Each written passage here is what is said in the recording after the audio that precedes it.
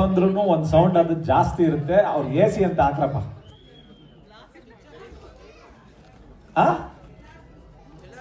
ಎಲ್ಲಾರ್ಗೂ AC ಬೇಕಂತೆ, ಹಾಕ್ರಿ ಸರ್ ಪ್ಲೀಸ್. ಹಾಕ್ತಾರಂತ ಶಾರದಾ, ಒಂದು 2 minutes.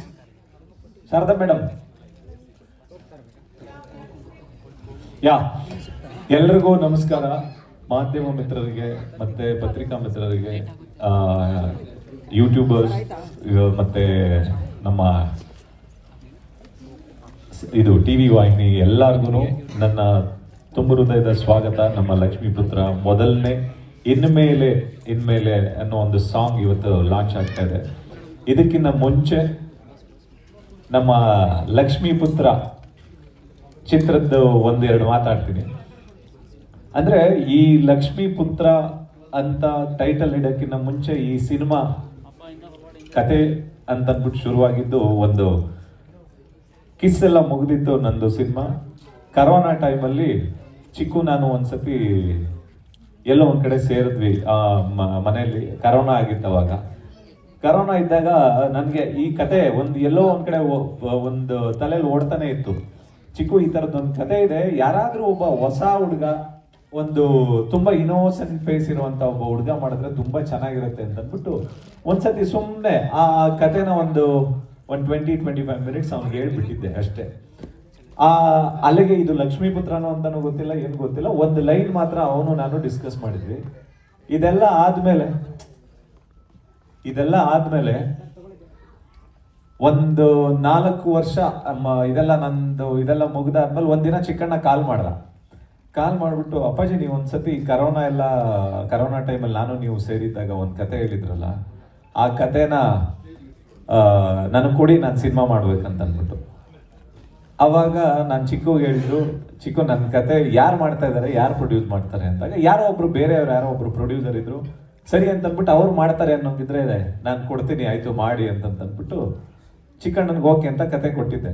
ಕತೆ ಕೊಟ್ಟಾದ್ಮೇಲೆ ಅವ್ರದ್ದು ಸರಿ ಹೋಗ್ಲಿಲ್ಲ, ಹಾಗಾಗಿ ಆ ಕತೆ ಆಗ್ಲಿಲ್ಲ.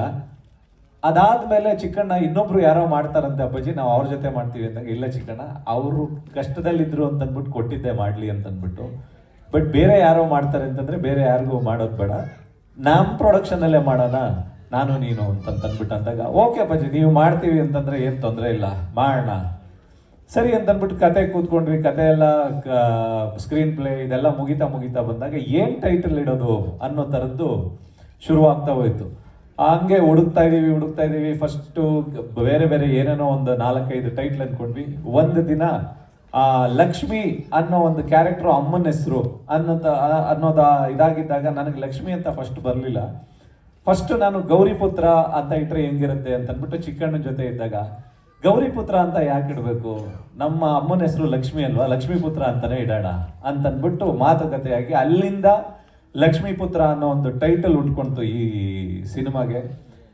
ಆ ಲಕ್ಷ್ಮೀಪುತ್ರ ಅಂತ ಇಟ್ಕೊಂಡಿದ್ದ ದಿನದಿಂದನೂ ಏನೋ ಗೊತ್ತಿಲ್ಲ ಲಕ್ಷ್ಮೀಪುತ್ರ ಅಂತ. ಬಟ್ ನಾನು ಈ ಸಿನಿಮಾ ಶುರು ಮಾಡಿದಾಗ ನನ್ನ ಬ್ಯಾಂಕಲ್ಲಿ ದುಡ್ಡಿರ್ಲಿಲ್ಲ. ಚಿಕ್ಕಣ್ಣ ಹೆಂಗ್ ಮಾಡೋದು ಈ ಸಿನಿಮಾನ ಅಂತಂದ್ಬಿಟ್ಟು ಕೇಳಿದಾಗ, ಲಕ್ಷ್ಮೀಪುತ್ರ ಅಂತ ಹೆಸರಿಟ್ಟಿದೀವಿ, ಲಕ್ಷ್ಮಿ ನಮಗ್ ಬರ್ತಾಳೆ, ಕರ್ಕೊಂಡು ಹೋಗ್ತಾಳೆ, ಮಾಡ್ತಾರೇಣ ಅಂತಂದ್ಬಿಟ್ಟು ಶುರು ಮಾಡಿದಾಗ ಏನೋ ಗೊತ್ತಿಲ್ಲ, ಶುರು ಮಾಡ್ಕೊಂಡ್ವಿ. ಒಂದೆರಡು ತಿಂಗಳು ಲೇಟ್ ಆಯ್ತು. ಲೇಟ್ ಆದಾಗ ತುಂಬಾ ಕಷ್ಟ ಆಗ್ತಾ ಇದೆ, ಶೂಟಿಂಗ್ ಶುರು ಮಾಡೋಕ್ಕಾಗ್ತಾ ಇಲ್ಲ. ಮುಹೂರ್ತ ಎಲ್ಲ ಮಾಡಿದ್ವಿ, ಜನವರಿ 24 ಮುಹೂರ್ತ ಮಾಡಿದ್ವಿ. ಅದಾದ್ಮೇಲೆ ಮಾರ್ಚಲ್ಲಿ ಶೂಟಿಂಗ್ ಮಾಡಬೇಕಾಗಿತ್ತು. ಚಿಕ್ಕ ಒಂದಿನ ಕಾಲ್ ಮಾಡ್ದ, ಅಪ್ಪಾಜಿ ಯಾವಾಗಿಂದ ಶೂಟಿಂಗ್ ಮಾಡ್ತೀವಿ, ಆಲ್ರೆಡಿ 1.5 month ಆಯ್ತು. ಇಲ್ಲ ಮಂತ್ರಾಲಯಕ್ಕೆ ಹೋಗ್ತಾ ಇದ್ದೀನಿ, ರಾಯರ ಹತ್ರ ಒಂದು ಪೂಜೆ ಮಾಡಿಸ್ಕೊಂಡು ಬರ್ತೀನಿ, ಬಂದ ತಕ್ಷಣನೇ ಶುರು ಮಾಡ್ತೀನಿ ಅಂತ ಅಂದ್ಬಿಟ್ಟು ಒಂದ್ಸತಿ ಮಂತ್ರಾಲಯಕ್ಕೆ ಹೋದ್ವಿ.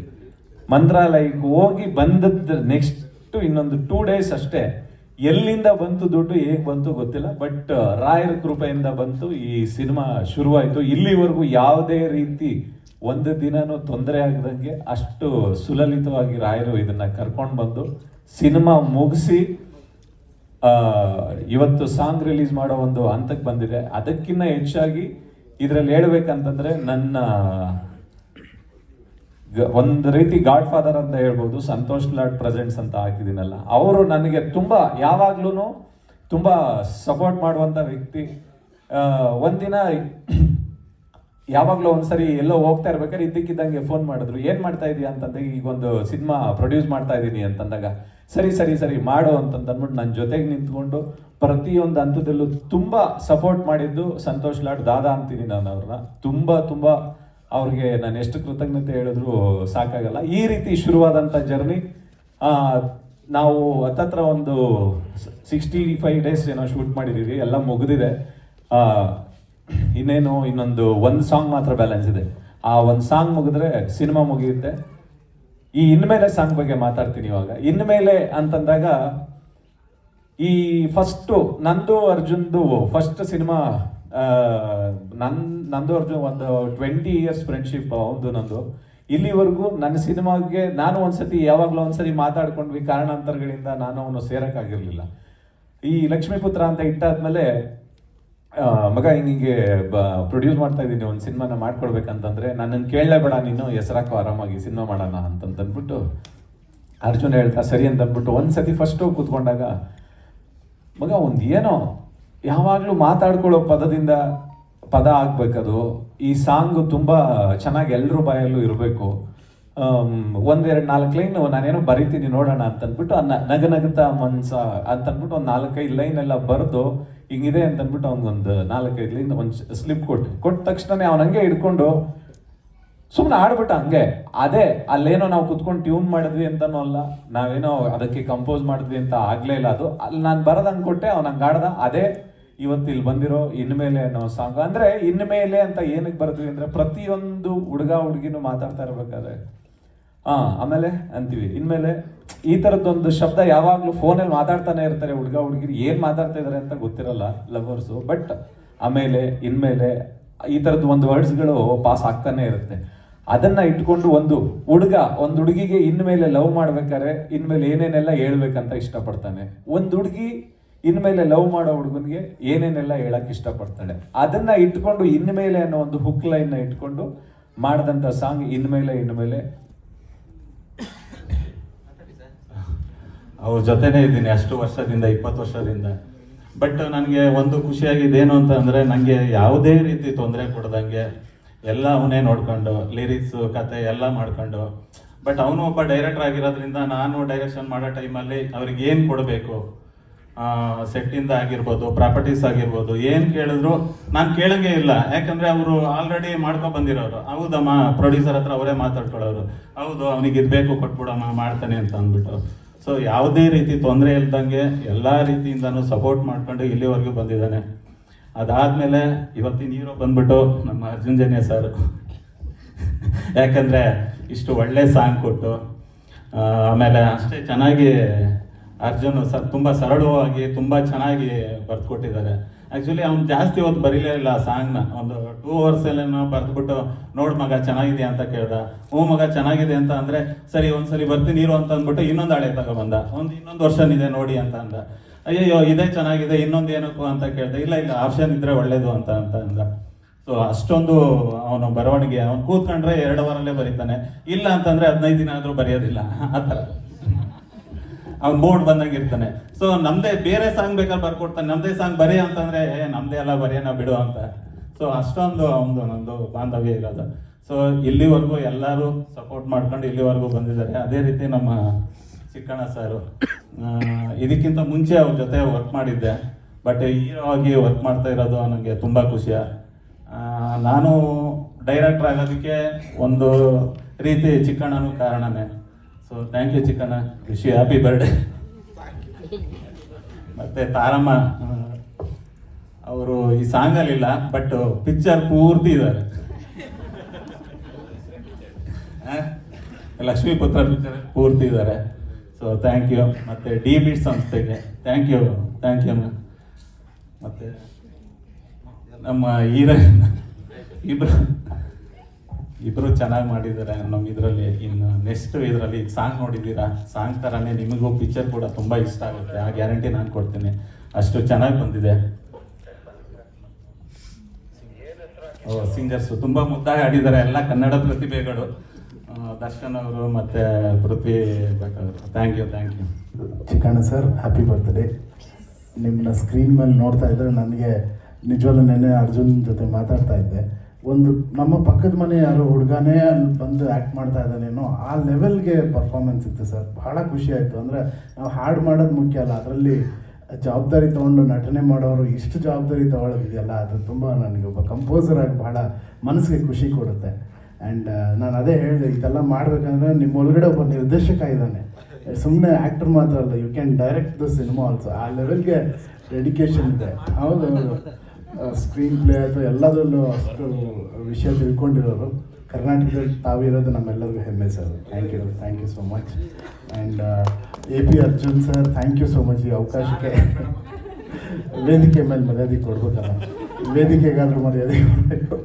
ಸೊ ಅರ್ಜುನ್ ಅವ್ರ ಜೊತೆಲಿ ನಾನು ಹೃದಯ ಅನ್ನೋ ಹಾಡು ಮೊದಲನೇ ಸಾಂಗ್ ಬರೆದಿದ್ದು. We are very good friends, ಅವಾಗಿಂದನೂ ತುಂಬ ಒಳ್ಳೆ ಸ್ನೇಹಿತರು.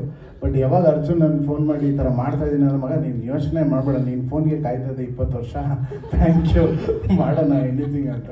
ಬಟ್ ಎಷ್ಟು ಕೂಲಾಗಿ ಎಷ್ಟು ಖುಷಿಯಾಗಿ ಮಾಡಿದ್ದೀವಿ ಅಂದರೆ, ಒಬ್ಬ ಪ್ರೊಡ್ಯೂಸರ್ ಒಬ್ಬ ಮ್ಯೂಸಿಕ್ ಡೈರೆಕ್ಟರ್ ಆಗಿ ಯಾವತ್ತೂ ಅನಿಸಿಲ್ಲ. ಒಂದೇ ಮನೆಯ ಇಬ್ಬರು ಅಣ್ಣ ತಮ್ಮ ಸೇರ್ಕೊಂಡು ಕೆಲಸ ಮಾಡ್ತಾ ಇದ್ದಾರೇನೋ ಅಂತಲೇ ಇವತ್ತರೆಗೂ ನಂಗೆ ಅನ್ನಿಸ್ತಾ ಇದೆ. ಇವತ್ತು ಬೆಳಗ್ಗೆ ತಾವು ಬಂದು ಇಲ್ಲಿಂದ ವೀಡಿಯೋ ತೆಗೆದು ಕಳಿಸಿದ್ರೆ ಇದು ಹೇಗೆ ಬರ್ತಾ ಇದೆ ಅನ್ನೋದೆಲ್ಲನೂ. So it is so beautiful. ಭಾಳ ಖುಷಿ ಆಗ್ತಾಯಿದೆ, ತುಂಬ ಪಾಸಿಟಿವ್ ಆಗಿದೆ. ಆ್ಯಂಡ್ ಮುಖ್ಯವಾಗಿ ಇನ್ಮೇಲೆ ಸಾಂಗ್ ಅಂತ ಮಾಡಿದ್ದೀವಿ. ಒಂದೇ ಮಾತು ಹೇಳ್ಬೇಕಂದ್ರೆ, ಇನ್ಮೇಲೆ ನಮ್ಮ ದರ್ಶನ್ ನಿಮ್ಮ ಹುಡುಗ, ಇನ್ಮೇಲೆ ದರ್ಶನ ಬೆಳೆಸೋದು ಹರಿಸೋದೆಲ್ಲ ನಮ್ಮ ಕರ್ನಾಟಕ ಜನತೆ ಆಶೀರ್ವಾದ ಮಾಡಬೇಕು. ಯಾಕಂದರೆ ನಾನು ಇದಾಗಿ ತುಂಬ ಅಧಿಕವಾಗಿ ಹೇಳ್ತಿಲ್ಲ, ಬಟ್ ನನಗೆ ಗೊತ್ತಿರೋಂಗೆ ಸುಮಾರು ವರ್ಷದಿಂದ ದರ್ಶನ ನೋಡಿದ್ದೀನಿ. ಕರ್ನಾಟಕಕ್ಕೆ ಒಬ್ಬ ಅರಿಜಿತ್ ಸಿಂಗ್ ಆಗಂಥ ಎಲ್ಲ ಲಕ್ಷಣ ದರ್ಶನಲ್ಲಿದೆ. ಯಾಕಂದರೆ ಅವರ ಸಿಂಗಿಂಗ್ ಈ ಹಾಡು ನಿಮಗೆ ಇದೆ, ಬಟ್ ಅವರ ಇನ್ನೂ ಮೇಲಿನ ವರ್ಷನ್ಸ್ ಆಫ್ ಸಿಂಗಿಂಗ್ ನಾನು ಎವ್ರಿ ಡೇ ನೋಡ್ತಾನೆ ಇರ್ತೀನಿ. ಸೊ ಅದನ್ನೆಲ್ಲ ಎಕ್ಸ್ಪ್ಲೋರ್ ಮಾಡ್ತಾನೆ ಇದ್ದೀವಿ. ಈ ಸಿನಿಮಾದಲ್ಲೂ ಹಾಡಿದ್ದಾರೆ, ಮುಂದೆ ಶಿವಣ್ಣ ಅವರ ಡ್ಯಾಡ್ ಸಿನಿಮಾದಲ್ಲೂ ಹಾಡಿದ್ದಾರೆ. ಸೊ ಅವ್ರು ಹಾಡ್ತಿರ್ತಾರೆ ನನಗೆ. ಇನ್ಮೇಲೆ ನಿಮ್ಮ ಜವಾಬ್ದಾರಿ, ಈ ಹುಡುಗನ್ನ ಕರ್ನಾಟಕದ ಅರಿಜಿತ್ ಸಿಂಗ್ ಮಾಡೋದು ತಮ್ಮ ಜವಾಬ್ದಾರಿ. ತಾವೆಲ್ಲರೂ ಸೇರಿ ಆಶೀರ್ವಾದ ಮಾಡಿ. ಆ್ಯಂಡ್ ಪೃಥ್ವಿ ಪಟ್ನ ಆಲ್ರೆಡಿ ತಾವೆಲ್ಲರೂ ಸ್ಟಾರ್ ಮಾಡಿಬಿಟ್ಟಿದ್ದೀರ. ಆ ಮಗು ಯಾವಾಗಲೂ she is a great singer. Mic ಮುಂದೆ ಬಂದುಬಿಟ್ರೆ ಅವಳು ರಾಕ್ಷಸಿ ಆಗ್ಬಿಡ್ತಾಳೆ. ಹೆಣ್ಮಕ್ಳು ಹಿಂಗೆ ನಗ್ತಾ ಇರ್ತಾಳೆ. ಮೈಕ್ ಬಂದು ಅವಳು ರೆಕಾರ್ಡ್ ಮಾಡಿದ್ರೆ ನಾವೇ ಆಶ್ಚರ್ಯ ಆಗ್ಬಿಡ್ತೀವಿ, ಯಾವ ಲೆವೆಲ್ಗೆ ಹಾಡ್ತಾಳಪ್ಪ ಈ ಹುಡುಗಿ ಅಂತ. ಯಾರಿಗೂ ಕಮ್ಮಿ ಇಲ್ಲ, ಭಾರತದಲ್ಲಿ ಯಾವ ಸಿಂಗರ್ಗೂ ಕಮ್ಮಿ ಇಲ್ಲ ಈ ಮಗುನೂ ಕೂಡ. So I am very happy. And Taramma ಅವ್ರ ಜೊತೆ ಇಲ್ಲಿ ಕೂತಿರೋದು, ಮೇಡಮ್ ನೀವು ಡ್ಯಾನ್ಸ್ ಮಾಡಿದಾಗಂತೂ ಇಟ್ ವಾಸ್ ಸೋ ಗ್ರೇಸ್ಫುಲ್. ಗೊತ್ತಾ, ನಾವೆಲ್ಲ ಮತ್ತೆ ಇನ್ನೊಂದು 20 ವರ್ಷ ಹೆಂಗಾಗ್ಬಿಟ್ವಿ ನೀವು ಡ್ಯಾನ್ಸ್ ಮಾಡಿಬಿಟ್ಟು, ಅಷ್ಟು ಖುಷಿ ಆಯಿತು. ಆ್ಯಂಡ್ ಇವತ್ತು ಹರಿ ಸರ್ ವೇದಿಕೆಯಲ್ಲಿ ಇಲ್ಲ, ಅವರ ಕಂಪನಿನಲ್ಲಿ ಡಿ ಬೀಟ್ಸಲ್ಲಿ ನಂದು ಅಧ್ಯಕ್ಷ ಆಡಿಯೋ ರಿಲೀಸ್ ಮಾಡಿದರು. ಮೇಡಮ್ ಅವರು ಇಲ್ಲಿದ್ದಾರೆ. So I just want to thank you for this ಇದು madam gracefulness to take this album. And ತಮ್ಮ ಆಶೀರ್ವಾದ ಖಂಡಿತ ನಮ್ಮ ಮೇಲೆ ಇರಬೇಕು. And Hari sir and Arjun ಅವರ ಕಾಂಬಿನೇಷನಲ್ಲಿ evergreen songs, timeless songs ಬಂದಿದೆ. ಈ ಇನ್ಮೇಲೆ ಮಾಡೋದಕ್ಕೆ ನೀವಿಬ್ಬರೇ ಇನ್ಸ್ಪಿರೇಷನು. ಯಾಕಂದ್ರೆ ಆ ಜವಾಬ್ದಾರಿ ನನ್ನ ಮೇಲೆ ಬಂದುಬಿಟ್ಟಿದೆ. ಈಗ ಅವ್ರ ಜೊತೆ ಅಷ್ಟು ಒಳ್ಳೊಳ್ಳೆ ಹಾಡು ಮಾಡಿ ನಾನು ಏನಪ್ಪ ಮಾಡೋದು ಅಂತ. ಸೊ ಹರಿ ಸರ್ ಕೂಡ ಒಂದು inspiration. Thank you so much and all the best to the heroine. ಅವರು ಫಸ್ಟ್ ಟೈಮು. ಸೊ ಇನ್ಮೇಲೆ ಇವರು ನಿಮ್ಮ ಹುಡುಗಿ, ಇನ್ಮೇಲೆ ಡೈರೆಕ್ಟ್ರು ನಿಮ್ಮ ಹುಡುಗ, ಸೊ ಇನ್ಮೇಲೆ ಪ್ರೊಡ್ಯೂಸರ್ ಫಸ್ಟ್ ಸಿನಿಮಾ ಅನಿಸುತ್ತೆ ಸರ್, ಅವರು ನಿಮ್ಮವರು. ಸೊ ಎಲ್ಲರೂ ಹರಿಸಿ ಆಶೀರ್ವಾದ ಮಾಡಿ. Thank you. ನಮಸ್ಕಾರ.